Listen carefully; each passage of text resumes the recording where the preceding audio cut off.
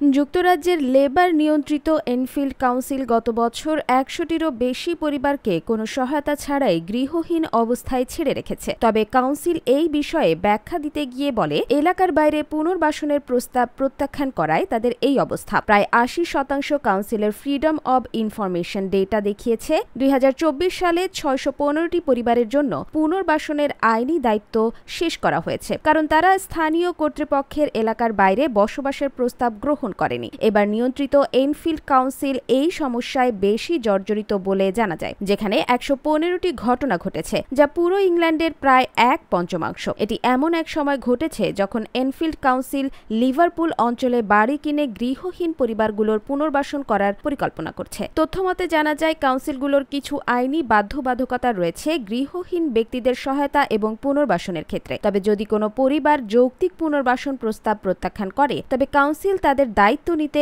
অপারগতা প্রকাশ করতে পারে। যুক্তরাজ্যের লন্ডন এবং অন্যান্য চাহিদা সম্পন্ন অঞ্চলে বাসস্থানের উচ্চ মূল্যের কারণে বড় সংখ্যক গৃহহীন মানুষকে দেশের বিভিন্ন স্থানে পাঠানোর পরিকল্পনা করেছে লন্ডনের বিভিন্ন কাউন্সিল। এনফিল্ড কাউন্সিল সম্প্রতি এই বিষয়ে কঠোর অবস্থান নিয়েছে। ২০২৩ সালে প্রকাশিত হাউজিং অ্যাকশন সাউথওয়ার্ক অ্যান্ড ল্যাম্বেথ এর এক প্রতিবেদনে দেখা গেছে, ২০২৩ সালে এনফিল্ড কাউন্সিল গৃহহীনদের জন্য বেসরকারি ভাড়া দেওয়া বাড়ির ৯৪% প্রস্তাবই লন্ডনের বাইরে ছিল, যার মধ্যে ৫৯% ছিল উত্তর পূর্ব ইংল্যান্ডে।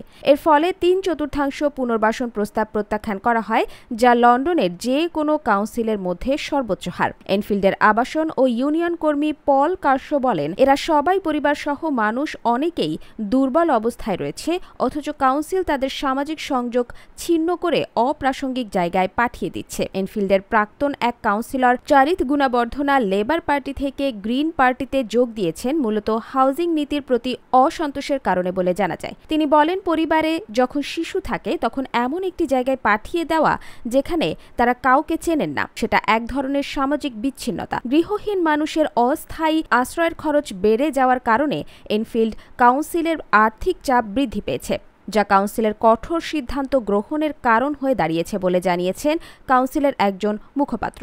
২০২৩ সালের সেপ্টেম্বরের এক কাউন্সিলর সভায় এনফিল্ডের হাউজিং ইমপ্রুভমেন্ট ডিরেক্টর ডুয়ানে ডায়ার বলেছেন, গৃহহীন পরিবারগুলোকে বিকল্প আবাসনের ক্ষেত্রে খুব কম সুযোগ দেওয়া হবে। তিনি বলেন, আমরা আমাদের নীতি কঠোরভাবে প্রয়োগ করব। আমাদের দুর্বলতা হলো আমরা যথেষ্ট কঠোর ছিলাম না। এনফিল্ডের হাউজিং ইমপ্রুভমেন্ট ডিরেক্টরের সমালোচনা করে বেটার হোমস এনফিল্ড সংগঠনের ম্যাট বার্ন বলেন, যেসব মানুষ চরম অসহায় অবস্থায় রয়েছে তাদের প্রতি আরও কঠোর হওয়ার কথা ভেবে আমি হতবাক। এনফিল্ডের গৃহহীন সমস্যা দীর্ঘদিন ধরেই রয়েছে। এনফিল্ড কাউন্সিল যথেষ্ট পরিমাণ সামাজিক বাসস্থান নির্মাণ করেনি। মেরিডিয়ান ওয়াটার পুনর্বাসন প্রকল্পের প্রথম ২টি পর্যায়ে কোনো সামাজিক ভাড়ার বাড়ির পরিকল্পনা ছিল না, যদিও পরবর্তীতে কাউন্সিল জানিয়েছে সামাজিক বাসস্থান এখন তাদের পরিকল্পনা অন্তর্ভুক্ত রয়েছে।